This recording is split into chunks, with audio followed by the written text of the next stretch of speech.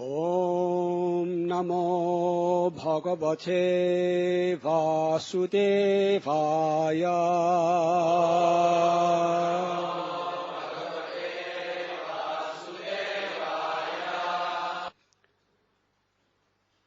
Danvantarir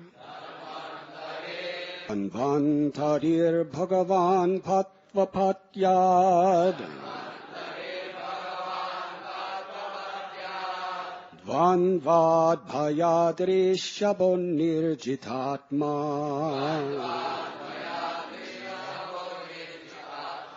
Yagyashthalokad Avataj Janantad Baloganat Kuroda Bashada Hindra.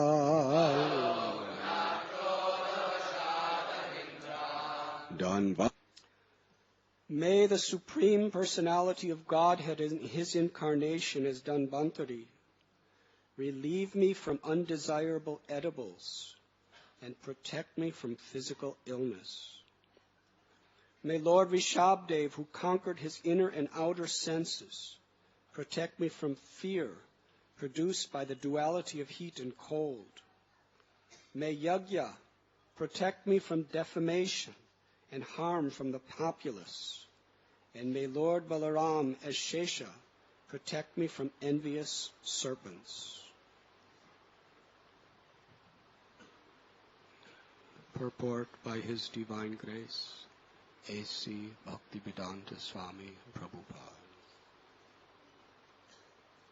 To live within this material world, one must face many dangers, as described herein.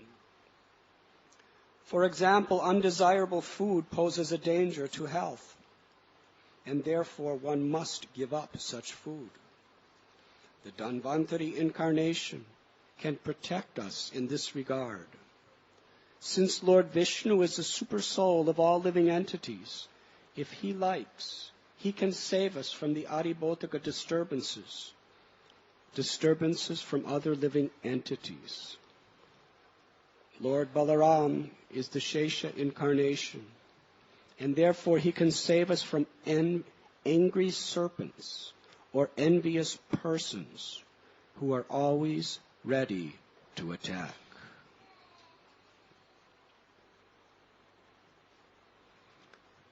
Personality of Godhead in His incarnation as Dhanvantari, relieve me from undesirable edibles and protect me from physical illness. May Lord Rishabdev, who conquered his inner and outer senses, protect me from fear produced by the duality of heat and cold. Today we are reading from Canto 6 of Srimad Bhagavatam, Chapter 8, entitled The Narayan Kabach Shield, Text 18.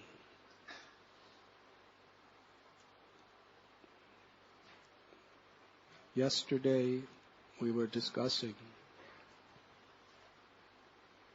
the inherent nature of this material world. Srimad Bhagavatam explains how after Lord Brahma was born to Garbhodakshayi Vishnu, he was empowered with the purpose to create the particular universe within this existence. Of course, we understand that there are unlimited universes. And for each universe, there is a Brahma who is a creator. The first thing that Brahma creates is ignorance. 5 kinds of ignorance. Based on the misconception that we are the subtle and gross body. The ignorance of forgetfulness of our true identity as eternal, blissful spirit souls, full of knowledge, part and parcel of the Supreme Soul, Krishna. Ignorant that in our service to Krishna, the soul inherently loves God. And in that love is forever intoxicated with spiritual joy. This is necessary, because without such ignorance, who would want to stay in this material world?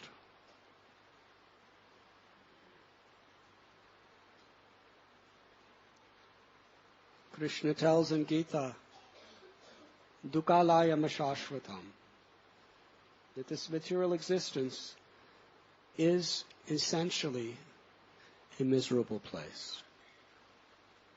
Why? Because everything is temporary. The soul is eternal. The soul by nature, Parasya Shaktir Vavadai Vashruyate, out of the many energies of the Lord, the spirit soul is Anandamayo Bhyashat, as the Lord is. Always seeking pleasure. The nature of pleasure is to behold the infinite beauty of Krishna, to hear the sweet flute of Krishna, to smell the fragrance of the gardens of Vrindavan and the body of Krishna. Krishna is the source of all pleasure. But when we forget Krishna, we seek pleasure through the temporary objects of this world. But because our longing is eternal and the objects of the senses are temporary, ultimately, to the degree we enjoy something, we suffer when it is frustrated.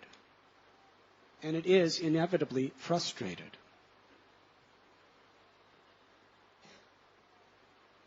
Some people think that if I just do good karma, I'll never have to suffer, because everything is based on karma. No doubt, bad karma accelerates and intensifies suffering. But let us examine those people with the very best karma. Abrama bhuvana loka punar avartanorjana mamupekyato konteya punar janmana vidyate. Krishna says, from the highest planet, Brahmaloka. Do you know what type of good karma it takes to go to Brahmaloka? It takes good karma just to get a good human birth in this life. What to speak of Swargaloka, the heavenly planets. And what better karma to be in Maharloka, Janaloka, Tapaloka. But Satyaloka is the supreme highest planet in this material existence. But Krishna declares, from the highest planet, Brahmaloka, down to the lowest, the most sinful planet, Patalaloka, they're all places of misery. Because everything is temporary. Adi Daivaka, Adi Bhotaka, Adi Atmaka, they're present everywhere within this material existence. Just like in a cloth. There are so many crisscross weaving of threads within the cloth. You don't see each thread, but it's the substance of it. Similarly, this material existence, it appears to be something, but threaded and sewn within every aspect of material existence is the miseries caused by the body and mind, the miseries caused by other living beings, and the miseries caused by natural disturbances.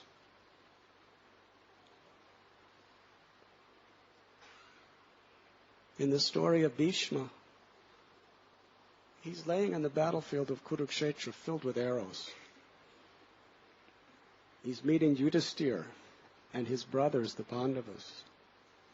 And he's marveling over Krishna. Why? Why Yudhisthira Maharaj, who is the emblem of religion, who has never even thought a lie, who has never done anything impious or immoral, who's a great, loving devotee of Krishna, who is a dear friend of Krishna, why he and his brothers are suffering. Inconceivable. Even the greatest philosophers, even the greatest scholars and rishis, they cannot fathom this question. It is due to the inevitable power of time that everyone must suffer in this world.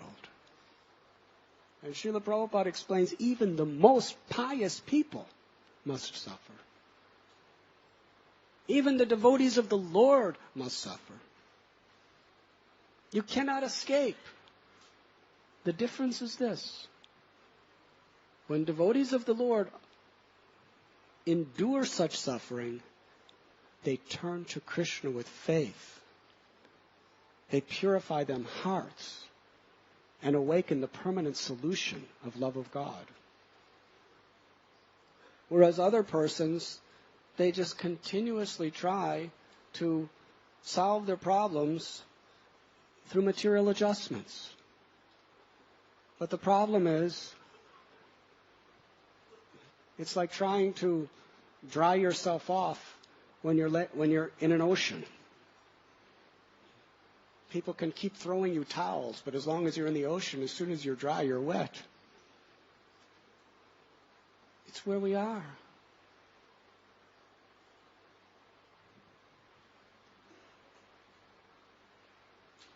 So real spiritual life does not teach us how to make a better situation by which we can be happy in this world. Because there isn't any real happiness that is not on the verge of so many potential sufferings. Spiritual life teaches us how to transcend this world. Even in the Bible, Jesus said, "Be in this world, but not of this world." That means to transcend this world. To not be seeking the pleasures of this world, but to be seeking the treasures of the kingdom of God. To be seeking happiness in giving happiness to Krishna. As long as we have selfish desires, we must suffer, because they will always be frustrated. To be transcendental to this world, amongst the impersonalists, it means to extinguish all desires, to extinguish one's own identity, because it is the cause of so many afflictions. But on a higher transcendental platform of perfect happiness, we can be happy when we no longer have selfish desires, but when all of our desires are transformed for the pleasure of the Lord.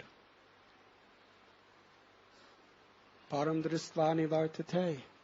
Although the miseries of material existence may be all around us, if we're fixed to the beauty and the sweetness of Krishna and wanting to give pleasure to Krishna, the soul experiences unlimited happiness, despite what goes on in this world.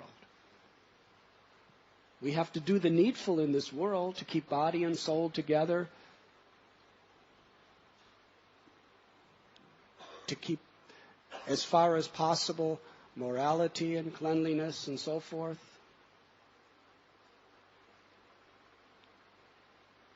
Krishna tells Arjuna, the Vedas mainly deal with the three modes of material nature. You should transcend them all and be established in the self.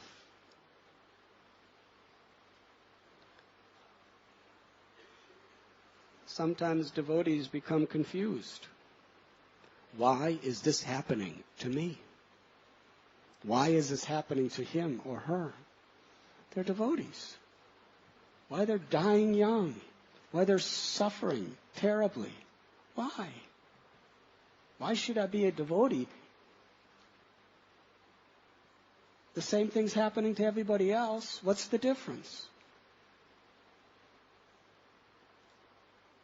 The difference is, as a devotee is passing through the inevitable situations of this world, he or she is becoming enlightened by turning to God, by rendering service to the Lord, by hearing the glories of the Lord, by associating with the devotees of the Lord, and by chanting the holy names of the Lord.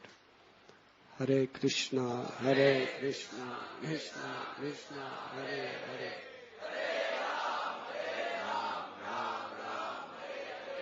Yes, everyone wants to make this world a better place. But really, to make this world a better place means to transcend this world. Sri Chaitanya Mahaprabhu, he taught us what he prayed to God. Na danam na janam na sundarim kavitam vajagati shakamaye mama janamani janmanishwari bhavatad bhaktirahita kitvai. I do not want those things everybody else wants because I know what is inherent within them. Suffering. I don't want beautiful women. I don't want masses of wealth.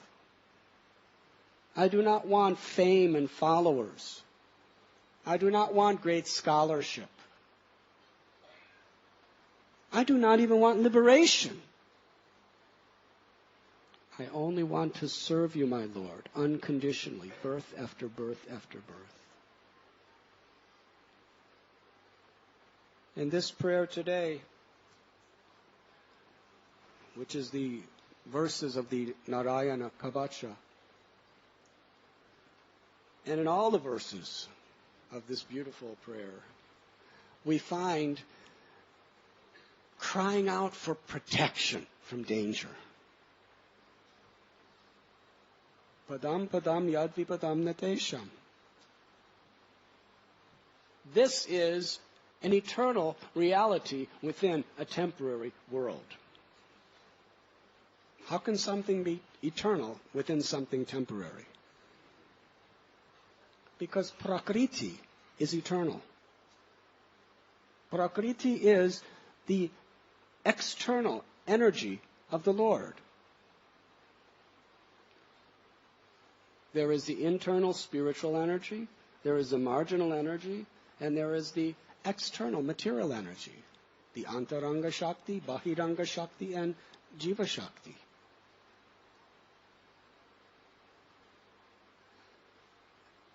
The external energy of the Lord is eternal, but all manifestations within it are temporary. So the principle, which is eternal, of Prakriti is padam padam yad vipadam natesham, that there's danger at every step. And we see it. Whoever we are, whether we're riding in an Ambassador or a Mercedes-Benz, at any moment, one of those big lorries can just crash right into you. The New York Times said, according to their survey, 90% of the truck drivers in India are intoxicated. Now that's dangerous. In the West, if you get caught intoxicated while driving, you lose your license for years. You can go to jail because it is so dangerous. But at least there, the trucks work. Here, these trucks are just black smoke pouring out of it. And most of the people back there are drunk. And they're huge trucks, usually overloaded. So whether you're in a little Maruti Ambassador or whether you're in a big Rolls Royce or Mercedes-Benz, if one of those trucks hit you, you may be dead. You may lose your family. It's not a matter of money protecting you. Disease isn't only for the poor. Disease is universal. What to speak of how other people deal with you. Some of the most famous people in the world become hermits because they can't tolerate being with people. They're trying to climb to the top through their profession, thinking fame will be something that is so exhilarating to my life. But once they get there, people are always trying to exploit you, always trying to use you. And because you're famous, if people try to drag you down or blaspheme you or criticize you, it becomes very prestigious for them, becomes world news. Fame is miserable. Many of these very famous people, they hide themselves. They don't even want to see people. Just like George Harrison told Shyam Sundar Prabhu, he was in a restaurant and he's trying to eat a sandwich, and somebody ran up to him and grabbed the sandwich off his plate. It's a souvenir. Sometimes they would grab their clothes and start ripping their clothes off for souvenirs. Now, this may sound very romantic from some of you, but to try to live in that situation? To them, it's such an opulence. Some people, I was talking to a relative of one famous person, when they want to walk out in the street to go to a restaurant or something, they have to disguise themselves. And still, they're recognized.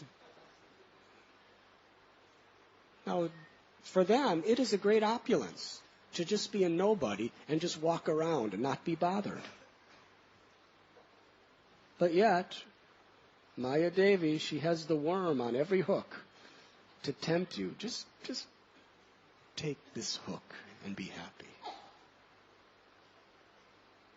So Lord Chaitanya Mahaprabhu, he is saying that all of these things have the hook of suffering within them. You cannot escape. The rich, the poor, the pious, the impious, everyone who is in material existence must undergo eternal time. That was Bhishma Dev's conclusion. But those who turn to God, like the Pandavas, they find the ultimate inner happiness, even in this world and beyond. In these prayers, the demigods, who are really wealthy and really handsome and really powerful and really famous, they have the 6 opulences, not always renunciation. They have 5 opulences. Far beyond anybody in this world could. But look at them. They're helpless. They've lost everything. Because of one person's offense, everybody had to lose everything. It's not Vayu and Chandra and Surya. They didn't make any offenses. But because Indra made offense, they all lost their abodes, they lost their service, they lost their wealth, they lost everything. What is our position? They're guaranteed a very long life. In this earth planet, there's no guarantee. But yet the demigods are here learning this prayer. And they are going to chant this prayer with great, desperate feeling for protection. And within these prayers, many of the prime sufferings of this world that endanger us are being listed, and who we can turn to help us in that situation. The first in text 18 is, may the Supreme Personality of Godhead in His incarnation as Dhanvantari relieve me from undesirable edibles and protect me from physical illness.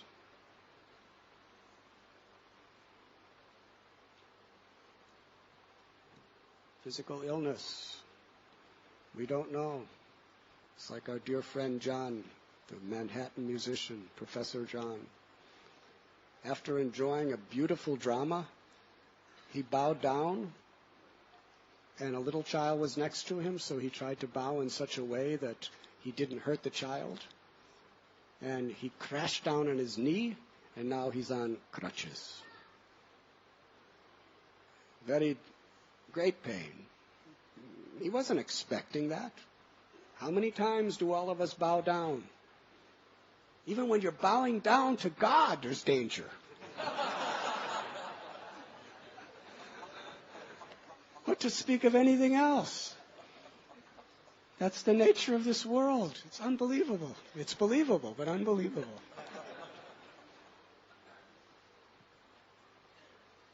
There's so many people, sicknesses, disease. Bhaktivedanta Hospital. Just go and do your bhajan there for some time and see what's coming in and out. Throughout the world, bigger hospitals. But there's never enough to heal the suffering. Now the demigods, they're praying to Dhanvantari, the Supreme Lord, who emerged from the ocean of milk with a pot of nectar. He was the founder of the original medical science in this universal creation, Ayurveda. Now today there are so many types of allopathy, homeopathy, naturopathy, Ayurveda, and so many other pathies, psychopathy.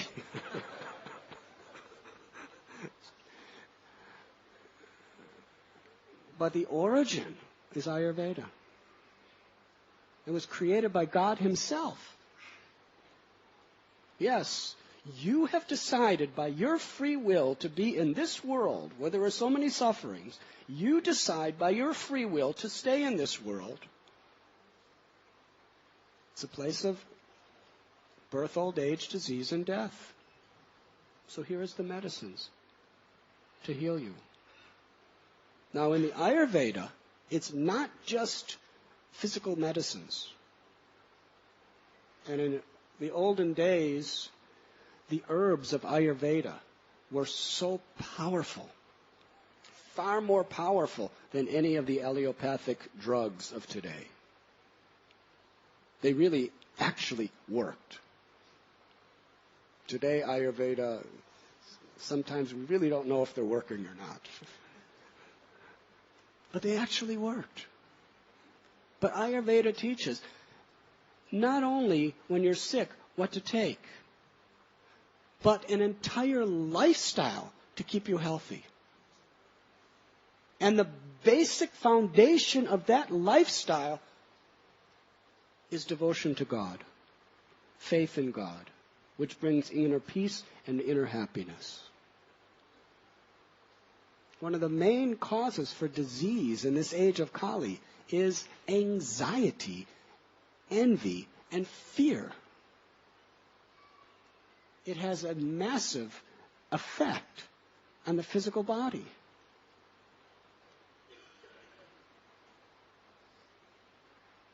So you have to be in a healthy mind to have a healthy body. Bhajahure manasri nandana abhayat sharanara. Fear is anxiety. Fear of death. Fear of losing our reputation. Fear of losing our wealth. Fear of losing our health. Fear of losing our loved ones. Fear of losing my abilities.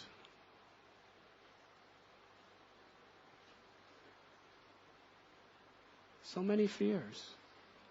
Fear creates anxiety. Anxiety causes disease. So the Vedic literatures, Ayurveda is part of that, teaches us, my dear mind, just worship the lotus feet of Sri Nandanandana Krishna. only then can you be fearless. Because in the lotus feet of the Supreme Lord, we find the light that dispels all the darkness of ignorance. All fear is due to ignorance. We're eternal. The soul is indestructible. It cannot be wetted by water. It cannot be withered by the wind. It cannot be cut to pieces by any weapon. It cannot even be touched by all-powerful, inevitable time.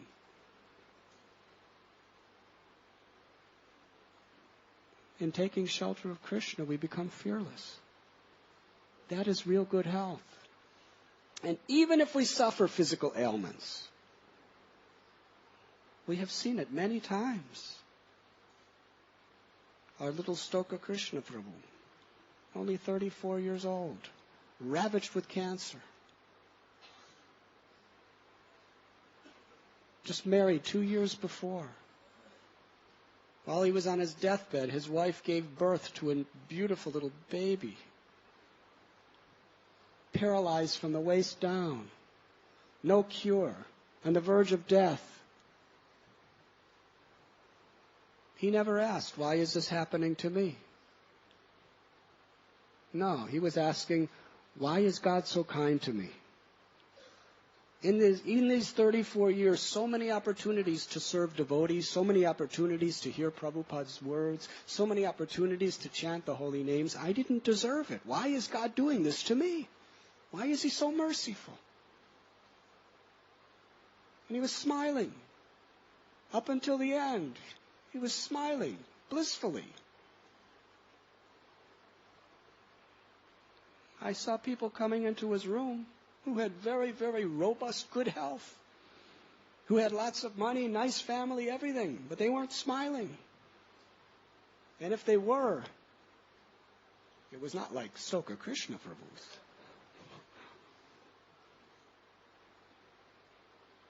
They were full of anxieties.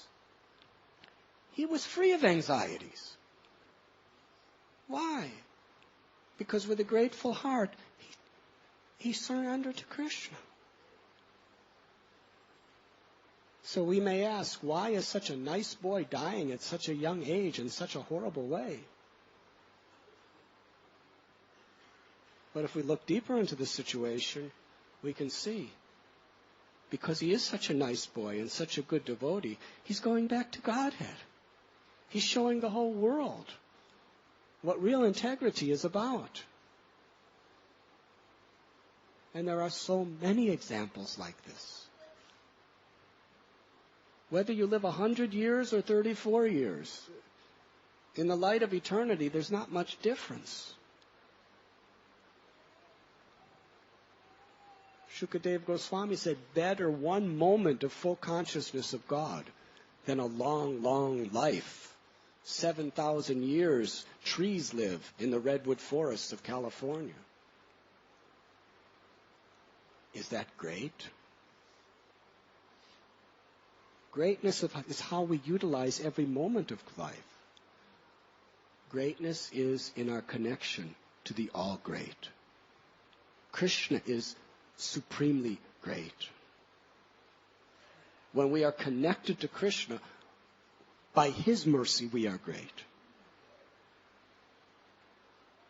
That is the secret of all secrets. As Srila Prabhupada explains in this purport, Lord Balaram is the Shesha incarnation, and therefore he can save us from angry serpents or envious persons who are always ready to attack. Hare Krishna. Always ready to attack. Now, angry serpents, sometimes if you live in the city, you think you're escaping. We have our nice Govardhan Farm community in Wada. And some devotees, they're a little afraid to go there because there are snakes. Yes? But actually, any agricultural field of India has snakes. There's not any more snakes. There's probably less snakes. But there are snakes, because that's the nature of fields.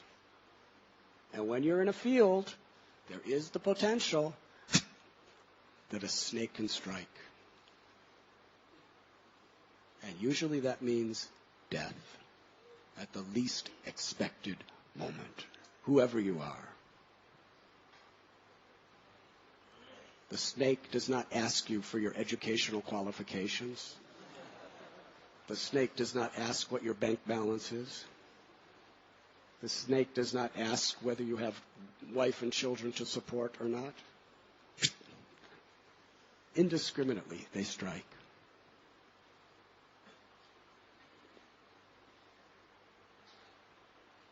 Now, Sheshanaga is the best of all snakes. We pray to him to protect us from these little snakes.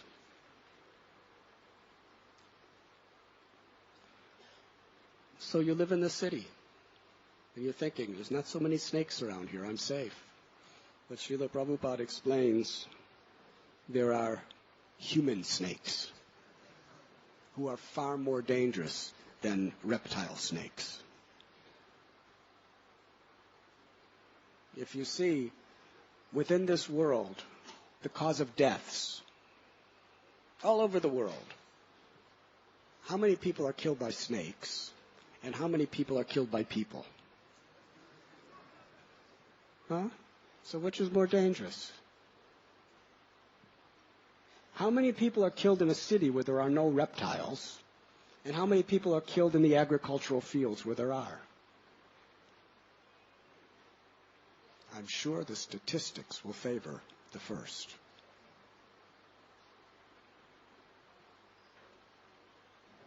Once I was in Chicago at the Lincoln Park Zoo, and there's one house with the most dangerous animals. There was tigers behind bars, leopards behind bars, cobras behind bars. So many wild, dangerous animals, panthers behind bars. And you're going around around the room, you begin at one point, and then at the very end there's a big sign. It says, the most dangerous creature on earth. And you look through the bars, there's a mirror.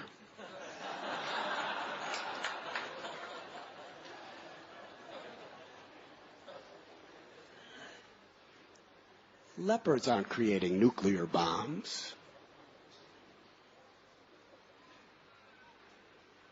Panthers aren't having genocide against whole ethnic groups of people.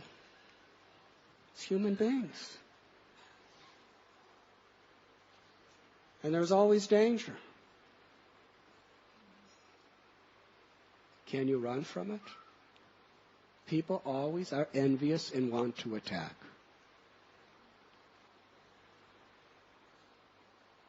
It's not just a matter of karma. It's a matter of being in this material world.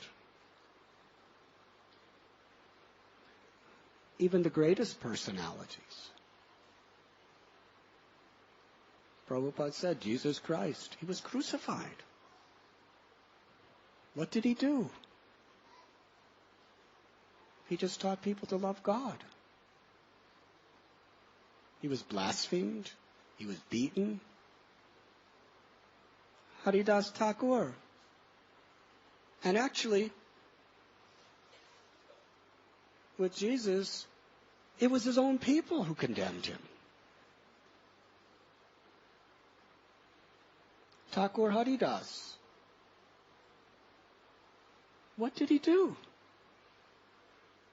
He was the well-wisher of every living being. He did not have any negativity in his heart toward anyone. He simply wanted to love and serve every living being in this world.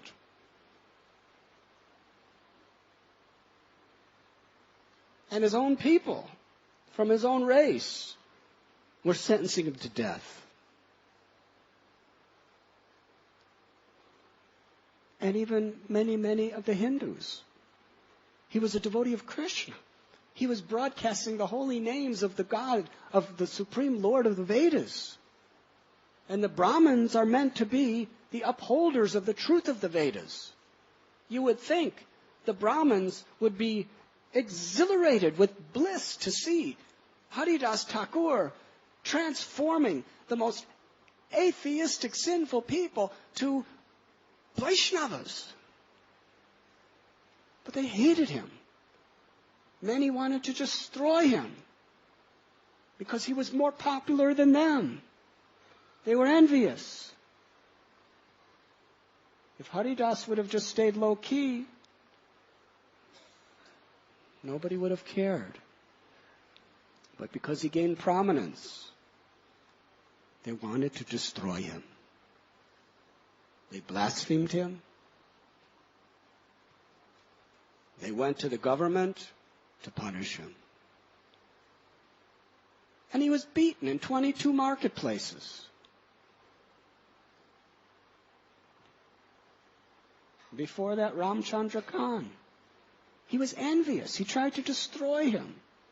He sent a prostitute so that his name would be ruined forever.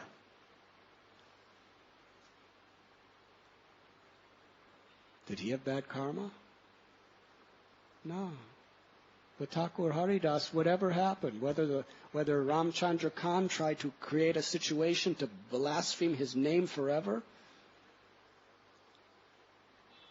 or whether the Qazi who wanted to murder him through a torturous death, Haridas held no negativity toward anyone. The very people who were beating him to death, he prayed to God for only one benediction. Forgive them and give them love. Give them spiritual perfection. That is Thakur Haridas. Prahlad Maharaj, simply because he was following the instructions of his spiritual master to always remember Krishna, his own father. It wasn't like a demon coming from outer space. His own father was trying to murder him and destroy him.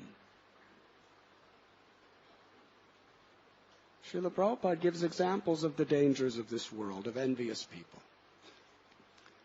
The President, John F. Kennedy, gave his life for his nation. It was his own countrymen killed him. Mahatma Gandhi, on the basis of nonviolence, he endured so many difficulties. Again and again, he spent years in prison trying to free the Indians from the British rule. And after he did it, a Brahmin Indian of his own country shot him dead. It wasn't some demon from outer space. It was one of the people that he gave his life to help.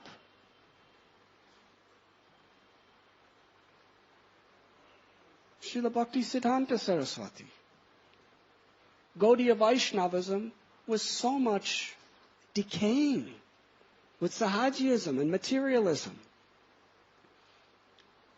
And he was transforming the most intelligent men and women in all of India to be Vaishnavas, establishing centers all over the subcontinent, publishing books of the Goswamis like never before in history.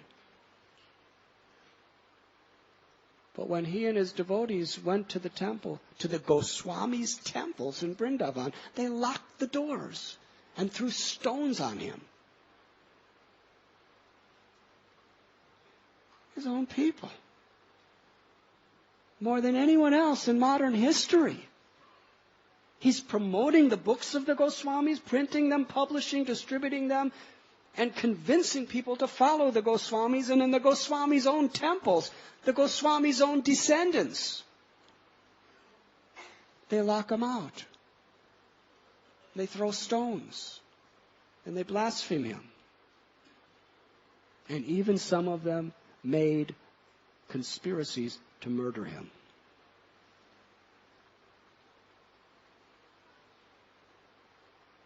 It's Srila Prabhupada. Bhakti Siddhanta Saraswati Thakur, his dream, his wish, which was that of his father, Bhakti Vinod Thakur, was to fulfill Lord Chaitanya and Lord Nityananda's prophecy that the holy name of Krishna be chanted all over the world. Nityananda Prabhu, wherever he went, he prayed people understand the mercy of Lord Chaitanya. Srila Prabhupada established Gaur Nitai deities in practically every city in the world. Radha Krishna deities. More Bhagavad Gitas that were ever distributed in more language than in the history of this planet, Srila Prabhupada arranged, all with the Gaudiya Vaishnava Siddhanta, according to Bhakti Siddhanta Saraswati. And tens and thousands of people from all over the world. It was Bhakti Siddhanta Saraswati's dream being filled. And yet, many of Srila Prabhupada's own godbrothers, his inner spiritual family, were blaspheming him. And even trying to stop any progress from his movement to spread. Trying to forbid them from getting any land in Mayapur. Many of his godbrothers, no doubt, were wonderful well-wishers.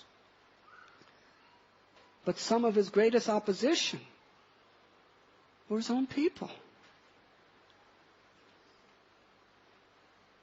Was that his bad karma? No. It was Krishna allowing these people to do what they do just to glorify Srila Prabhupada's heroic devotion for all time to come.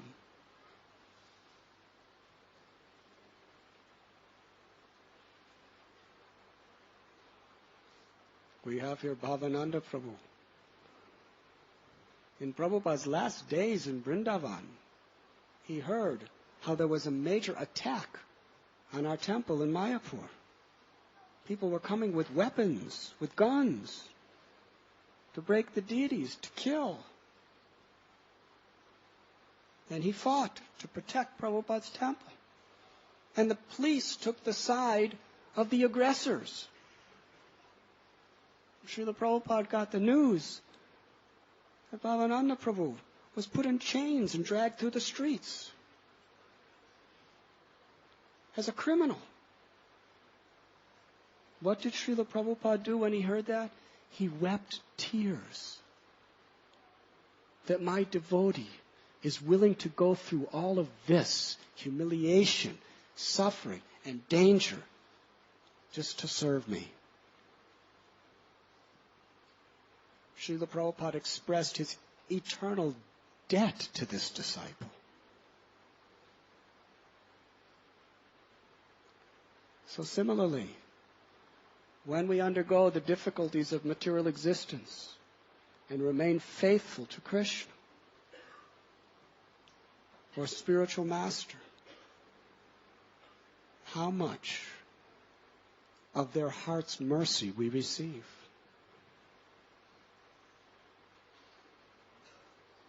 Yes, there are envious people in this world. History shows it. Why did Adolf Hitler kill so many millions and millions of Jews? Nothing except envy. That's all. You're envious of somebody. You're threatened by somebody. You promote all kinds of propaganda.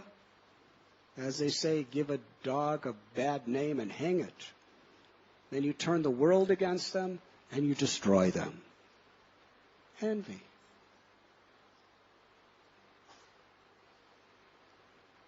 But there's a problem here.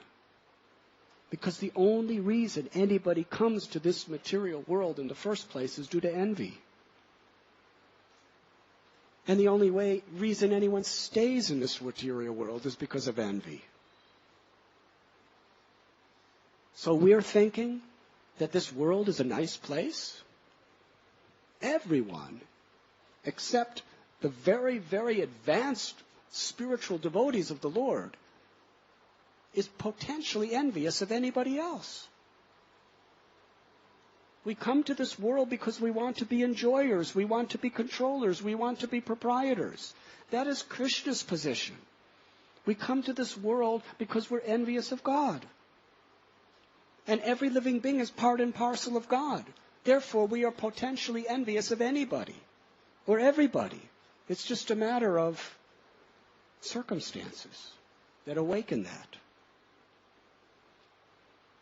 Here in India, even amongst some of the best, most wealthy, successful families who have millions of dollars or billions of dollars, the children are worst enemies. Yes? The father's making money so that the children will be happy. Right? But it doesn't always work that way. You make money for your children are happy, but there's nothing that hurts the father or mother more than hatred between the children. Yes? Can you believe how that must hurt the parents? When their children hate each other, trying to destroy each other? So they have all this money, and then they start fighting over the money. And they become lifelong enemies. The only time they see each other is in the courts.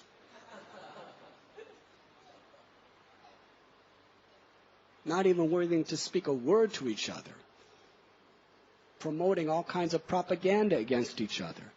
Brothers and sisters. This is not uncommon. It's becoming uncommon not to be like that as Kali Yuga progresses. Look at Aurangzeb. He was so envious. He killed his own brother. He imprisoned his own father so that he could have power. And he was envious, we saw in that drama. He was envious of the Govinda temple. It was so high and so beautiful. Destroy it. He was envy of the Adi Keshava temple in Mathura. So many millions of people coming there, so beautiful, so much devotion. Destroy it and kill them. It's not in the name of religion. It's the name of envy. Envy is such a deep-seated, seething anartha within the heart. And Krishna tells Arjuna in Gita, you can understand this message because you're non-envious. If you're envious, you cannot even understand the Bhagavad Gita. You cannot even understand the crystal clear commentaries of Srila Prabhupada. We see that people can take Prabhupada's purports and twist them in so many ways and believe it.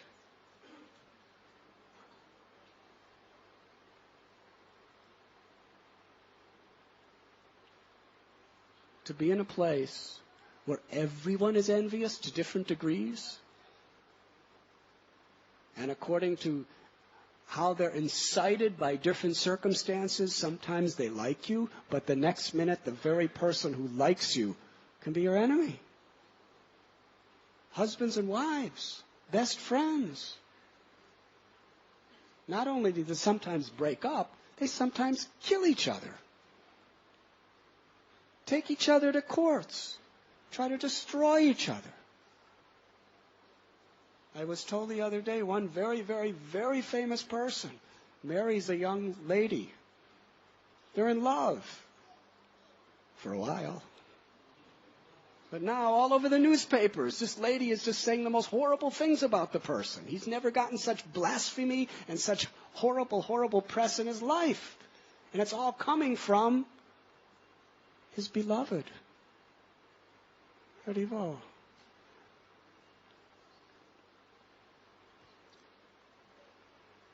Srila Prabhupada said this movement cannot be disturbed from the forces without. It can only be disturbed from the forces within. which means what?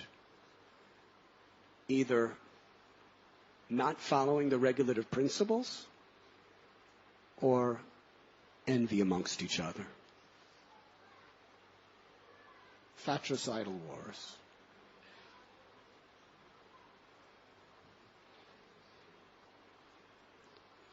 Here we are learned to pray to Lord Balaram to protect us from angry snakes and envious humans.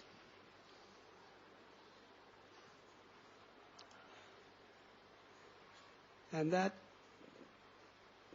presentation in the zoo is very, very instructive. Because we always want to say he's envious, she's envious, they're envious, and everybody else is envious. Therefore, they're causing all problems. But when you look through the bars, you see a mirror. You don't see everybody else. You only see one person. Me. Everybody else must be wrong. Everybody else must be an illusion. Everybody else must be envious. But the solution? Cure the envy within yourself. As they say, when you point one finger toward another, there are three pointing toward you.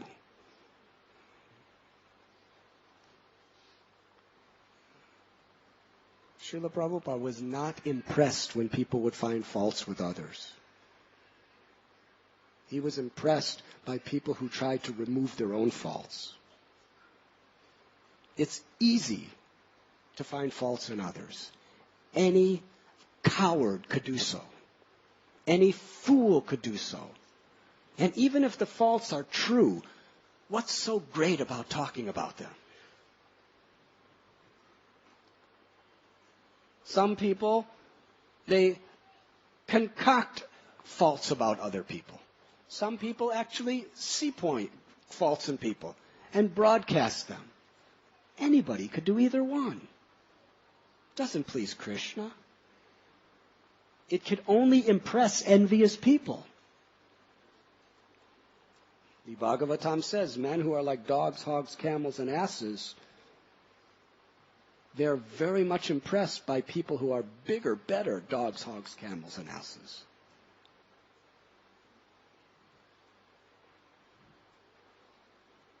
But what is the solution? How to clean up the envy within my own heart? How to resolve the problem of lust and anger and pride and greed that is within me? If you can't do it to yourself, you cannot help anybody else. And this fault-finding propensity is just Maya's very vicious weapon to just keep diverting your attention away from what you have to do in this human life to become Krishna conscious. You have to clean up your own heart. You have to clean up your own life.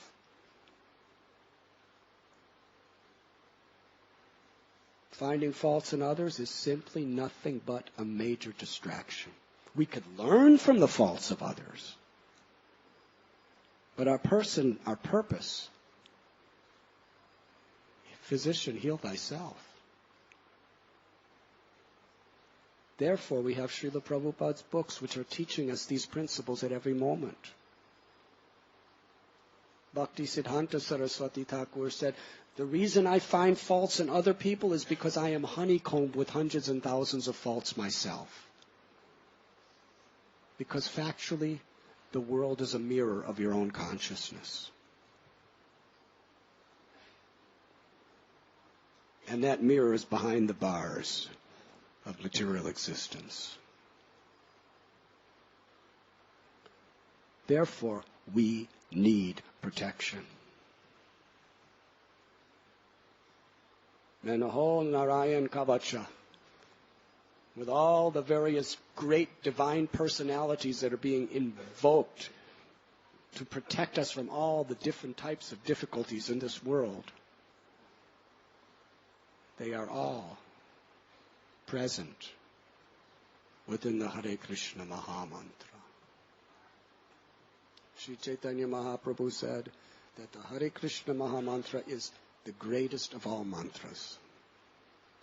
The day he was leaving Navadvip for Katwa to take sannyas, actually the day before, his best devotees were all coming to meet him, giving him gifts, giving him garlands. Every time a devotee gave him a garland, he would take off the garland and put it on that devotee. Then somebody else would give him a garland, and he would take off their garland and give it back to them by putting it on their neck.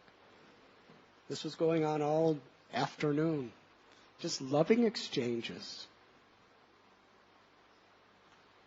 People were bringing different preparations for him. And then Lord Chaitanya gave a message for everybody. Always chant the name of Krishna. Never neglect to chant the name of Krishna. In any situation you're in, whether you're in difficulty or whether you're in prosperity, whether you're awake or asleep or eating or drinking or anything else you're doing, along with it, chant the name of Krishna. Krishna is our supreme mother and father. A son or daughter who does not honor with gratitude the mother and father is sinful. Krishna is our eternal mother and father. If we do not show our gratitude to him, we are sinful. He's giving us everything. And how to show our gratitude? Krishna tells us how to show our gratitude. Satatam kirtayanto mam, to chant his holy names. Always. It's Krishna's word. He said, this is the Mahamantra. It is the greatest of all great mantras. All other mantras are included in this mantra. And it is the essence of all mantras. So all of you together, in every situation, raise your arms and loudly chant the holy name.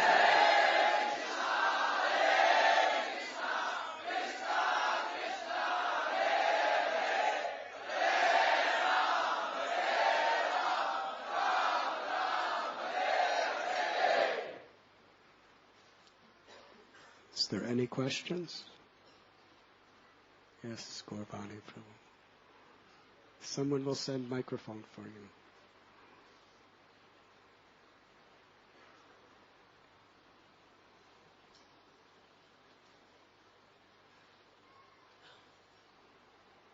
Even Krishna, Shishupal, was envious of him.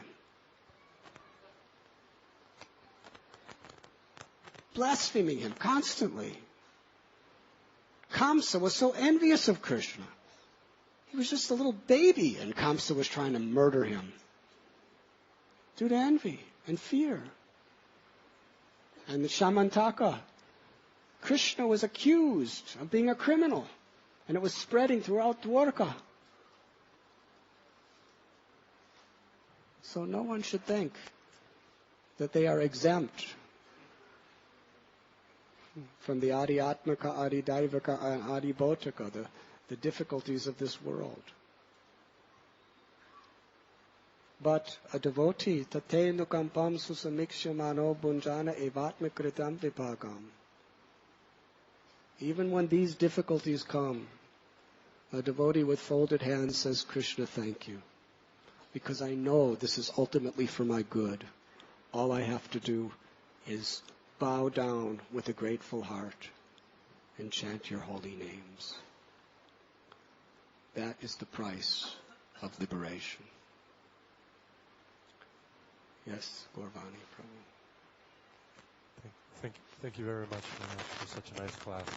Thank you for your kind words.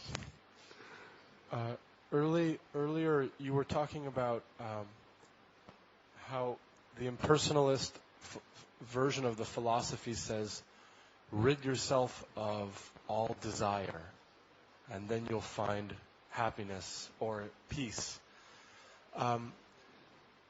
In America, as you know, it's Buddhism, and that that vein of philosophy has become very, very popular and prominent. I'm trying to understand why many people are finding peace and finding some sort of solace in that philosophy, and what it is about maybe the way that we're practicing our Krishna consciousness or presenting Krishna consciousness that's not allowing them to see that same refuge or peace that's easily applied to their modern lives. Haribo. There is no doubt that Lord Buddha and the Buddhist philosophy, when actually followed properly, meditation, study, it gives us a sense of inner peace. To the point, nirvana, where there's total peace. Just like when somebody's dead, they say, rest in peace. When you have no more desires, when you have no more sense of an identity, when everything is extinguished, there's complete peace. Yes? It is the nihilistic conception of peace, but there is peace there.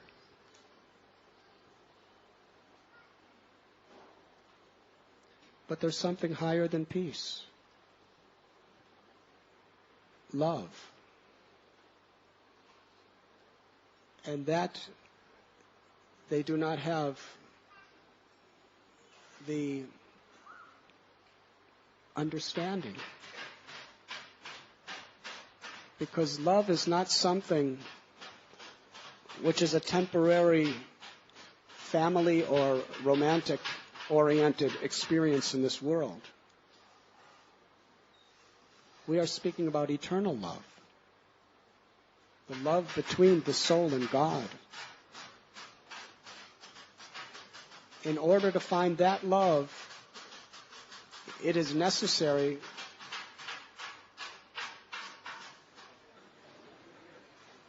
see, if we were Buddhists, this would not bother us at all. We wouldn't even hear it because it's not there.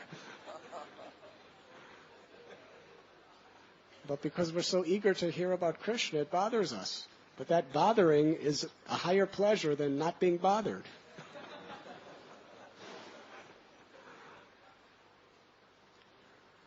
In the Old Testament, in the New Testament, love the Lord thy God with all your heart, mind, and soul. The first commandment is to love God.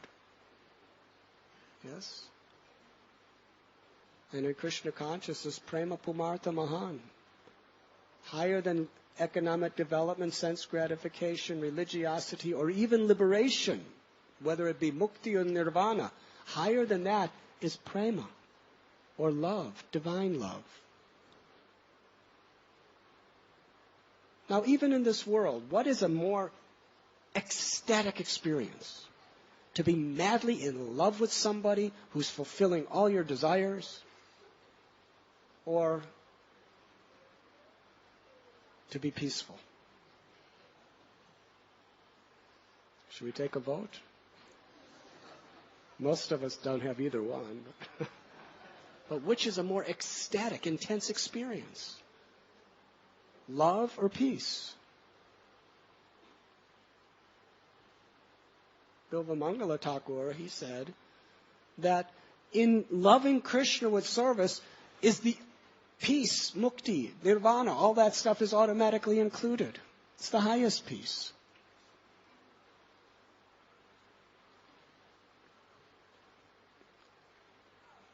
Now, sometimes when people see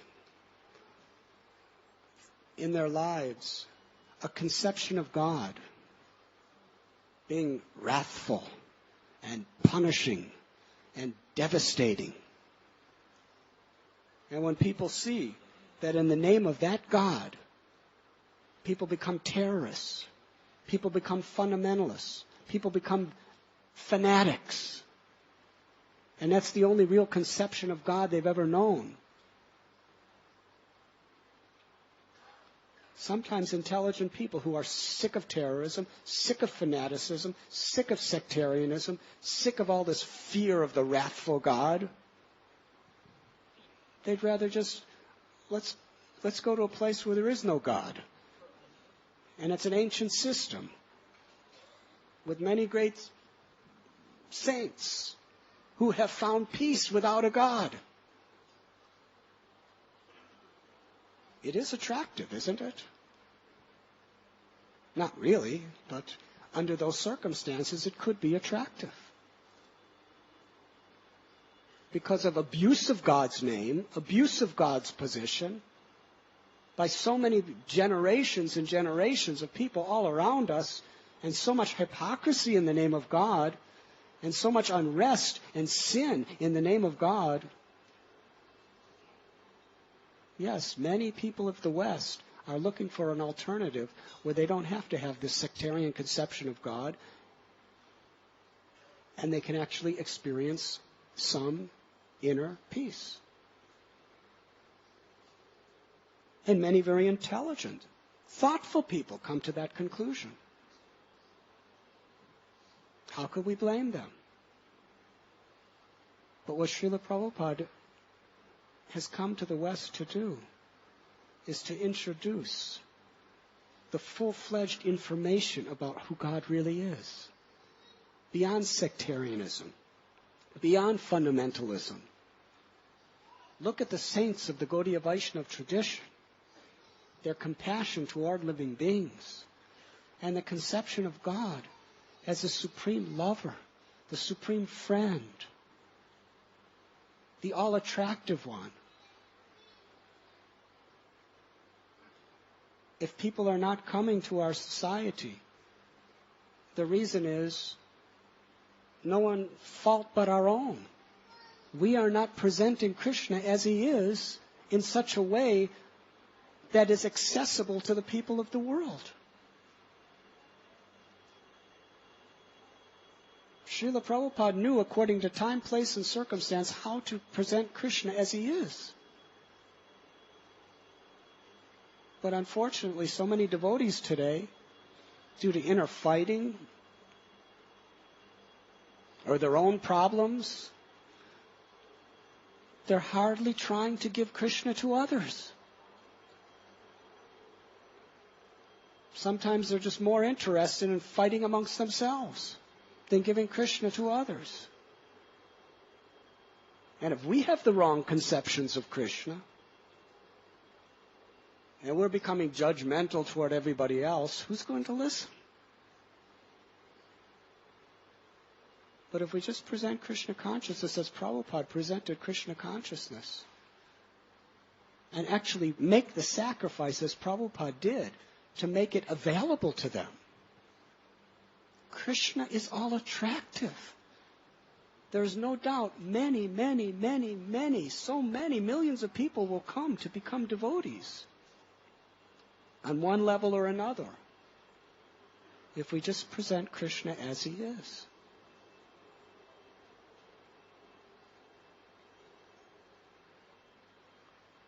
Just like Srila Prabhupada explained, if you're eating bad food and you're always getting sick, you'll be more peaceful if you fast. But it's more satisfying to eat the right foods. Yes? So because people are so frustrated with all the misconceptions of God and the hypocrisy in the name of God, people don't want God. They want peace. But if we give them the beautiful, all-attractive feature of Krishna, the supreme God, who's the source of all other incarnations, then yes, so many people, their hearts will be transformed. Srila Prabhupada said, in the Western world especially, through cultural conquest, we can change people's hearts. Through literature, through poetry, through music, through dance, through architecture, through all these beautiful cultural arts, we can just give Krishna. center it, focus it around devotion to Krishna, it will transform people's hearts. Srila Prabhupada told George Harrison, you're a Beatle. You're a wonderful musician. Don't give up music. Just play for Krishna. And how many millions of people heard Krishna's names? And one time I was in a room in Philadelphia, and somebody was quoting somebody from India who was saying that the Beatles were the 4 horsemen of Satan. And I asked those, and the devotees all there accepted it. I said, I just have a question for you. There was about 25 people in the room. How many of you, your first contact with Krishna was through George Harrison? Out of the 25 people, 22 people raised their hand. Now, George Harrison was simply the instrument of Srila Prabhupada. Prabhupada gave him Krishna's name, and Prabhupada instructed him to promote it through music.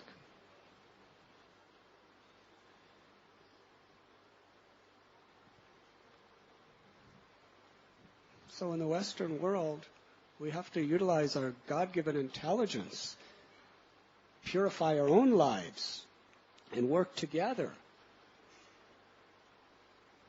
through music, through literature, through dance, through beautiful temples.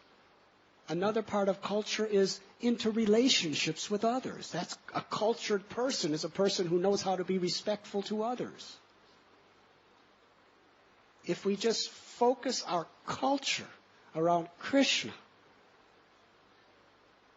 then yes, so many sincere, intelligent people will be attracted to Krishna's love.